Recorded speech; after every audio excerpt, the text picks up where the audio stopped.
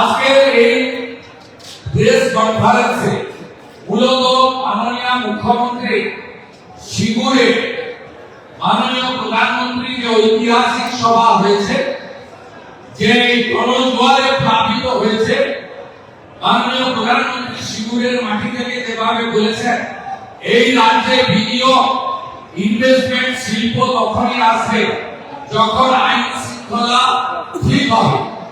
তাই প্রধানমন্ত্রীর এই সফল সভাকে দেখার পরে এরা চিন্তিত হয়ে তৎক্ষণাৎ এক সপ্তাহের মধ্যে মুখ্যমন্ত্রীকে ওখানে ছুটে যেতে হচ্ছে। কোথায় যাচ্ছেন? যেখানে এই মুখ্যমন্ত্রীর নেতৃত্বে টাটা গোষ্ঠীর তৈরি হওয়া কারখানাকে ডিনামাইট দিয়ে উড়িয়ে দিয়ে টাটাকে তাড়ানো হয়েছিল। আমার কথা নয়, প্রয়াত রতন টাটার কথা। তিনি বলেছিলেন, আমিকে মাথায় ফিগার রেখে এই রাজ্য ছাড়তে বাধ্য করল।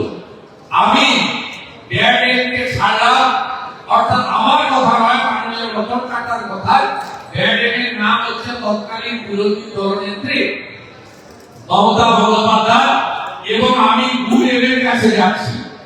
অর্থাৎ তৎকালীন গুণের ছিলেন গুজরাটের মুখ্যমন্ত্রী, তৎকালীন সম্মানীয় বর্তমান প্রধানমন্ত্রী নরেন্দ্র মোদীজি। সেখানে উনি কখনো গিয়ে সরষার বীজ ছড়িয়েছেন, কখনো গিয়ে জেসিপি মেশিন দিয়ে জলাশয় তৈরি করে মাছ চাষের কথা বলেছেন, কিন্তু কোনোটাই সফল হয়নি। সিঙ্গুর কার্যত মমতা বন্দ্যোপাধ্যায়ের হাতে শ্মশানে পরিণত হয়েছে। তাই 15 বছরে কোন বড় বিনিয়োগ, বড় ইন্ডাস্ট্রি পশ্চিমবঙ্গে আসেনি। এক এক করে পেট্রোকেমিক্যাল সহ আমাদের নানা বড় বড় গোষ্ঠী পশ্চিমবঙ্গ ছেড়েছে। মোট শিল্প চলে যাওয়ার সংখ্যা 6,888টা এই 15 বছরে। আজকে মুখ্যমন্ত্রী ওখানে গেছেন বাড়ি দেবেন বলে। কি বাড়ি? বাংলার বাড়ি। আপনারা জানেন মাননীয় প্রধানমন্ত্রী এর আগে 2014 আগে ইন্দিরা আবাস যোজনা ছিল। 25,000 টাকার বাড়ি পাওয়া যেত। একটা গ্রাম পঞ্চায়েতে 2-3টে করে বাড়ি বছরে আসতো। মাননীয় প্রধানমন্ত্রী দায়িত্ব নেওয়ার পরে 2015 সাল থেকে তিনি 1,25,000 টাকা সমতলে, 1,65,000 টাকা পাহাড়ি এলাকায় প্রধানমন্ত্রী আবাস যোজনা চালু করেন, এবং শহরে 3,55,000 টাকা বাড়ি তৈরি স্কিম প্রধানমন্ত্রী আনেন। প্রধানমন্ত্রী আবাস যোজনাতে গোটা ভারতবর্ষ জুড়ে এখনো পর্যন্ত প্রায় 6 কোটির কাছাকাছি রুরাল বাড়ি তৈরি হয়েছে, যে বাড়িগুলোর এগ্রিমেন্ট ভারত সরকার বা সরকারের সঙ্গে ওই বাড়ির যিনি কর্মী রয়েছেন, মহিলা প্রবীণ সদস্য, তার নামে এগ্রিমেন্ট করতে হয়েছে। এটাই প্রধানমন্ত্রী নারী ক্ষমতায়ন, নারী সশক্তিকরণের তার সবচেয়ে বড় উদাহরণ। এবং তিনি পশ্চিমবঙ্গে বিরোধী সরকার থাকা সত্ত্বেও মোট 2023 সাল পর্যন্ত মোট 30,000 কোটি টাকা দিয়েছে। যদি 2004 থেকে 14 ইউপিএ 1, ইউপিএ 2 যে সরকারের 9 থেকে 12 মমতা বন্দ্যোপাধ্যায় নিজেও ছিলেন রেলমন্ত্রী হিসাবে, শরিক ছিলেন, সেই সরকার পশ্চিমবঙ্গে 4,654 কোটি টাকা দিয়েছে 10 বছরে। আর মাননীয় প্রধানমন্ত্রীর নেতৃত্বে এনডিএ সরকার 2014 থেকে 2023 এর 31 মার্চ পর্যন্ত 30,000 কোটি টাকা দিয়েছে প্রধানমন্ত্রী আবাস যোজনা, এবং বাড়ির ইউনিটের সংখ্যা হলো 40 লক্ষ।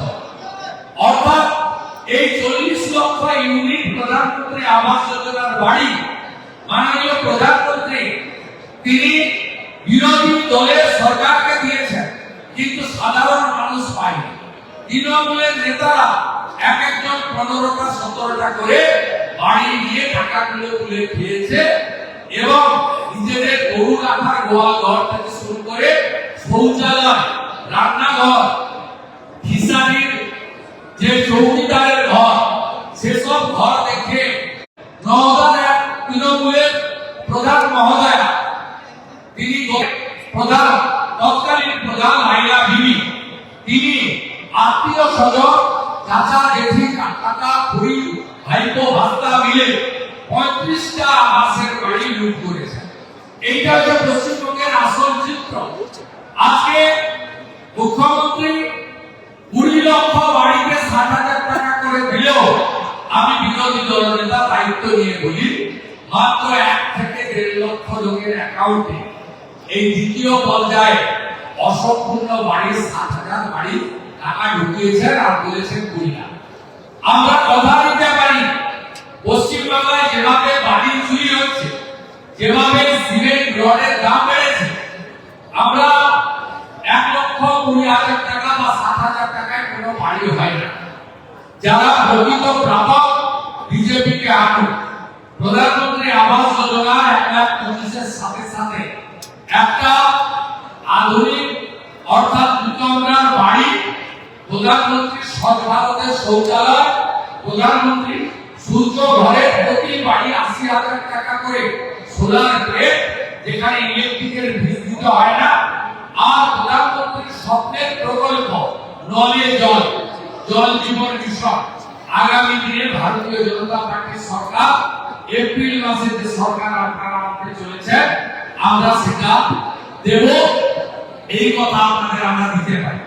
আজকে 2,000 টাকার বাড়ি 15,000 টাকা করে বাড়ির দাম তৈরি করা হয়েছে অবৈধ বাড়ি খননকারী এবং তৃণমূল সিন্ডিকেট, রাস্তায় দাঁড়িয়ে হাত পেতে তোলা মমতা পুলিশ, এদের জয়েন্ট ভেঞ্চারে আজকে বালির দাম, পাথরের দাম, সিমেন্টের দাম, রডের দাম যে জায়গায় গেছে, এই টাকায় আটকালিও বাড়ি হয় না। তাই এই মিথ্যাচারের পর্দা ফাঁস করার জন্য 40 লক্ষ প্রধানমন্ত্রী আবাস যোজনার বাড়ি লুট করা তৃণমূল কংগ্রেসের স্বরূপ উন্মোচনের জন্য আমি এই প্রেস বার্তা দিলাম। সাথে সাথে আজকে আবার একটা ঘটনাকে মারা হয়েছে, ঘাটাল মাস্টার প্ল্যানের শিলান্যাস। আমি দায়িত্ব নিয়ে বলছি, লিডার অফ অপোজিশন তো দায়িত্ব নিয়ে বলছে, 1 ডিসমিল জমি অধিগ্রহণ হয়নি, টেন্ডার হয়নি, এস্টিমেট হয়নি, ওয়ার্ক অর্ডার দেয়নি, শুধুমাত্র ভোটের জন্য আজকে এখানে শিলান্যাস হচ্ছে। আর দেববাবু ওখানে গিয়ে তো খিচ মেরি ফটো করছে। এইটা একেবারে মিথ্যাচার, এর সঙ্গে বাস্তবতা নেই। ঘাটালবাসী 11 vote, 14 vote, 19 vote, 24 vote, 9 vote বারে বারে এই ঘাটাল মাস্টার প্ল্যানের স্বপ্ন নিয়ে দিয়েছে।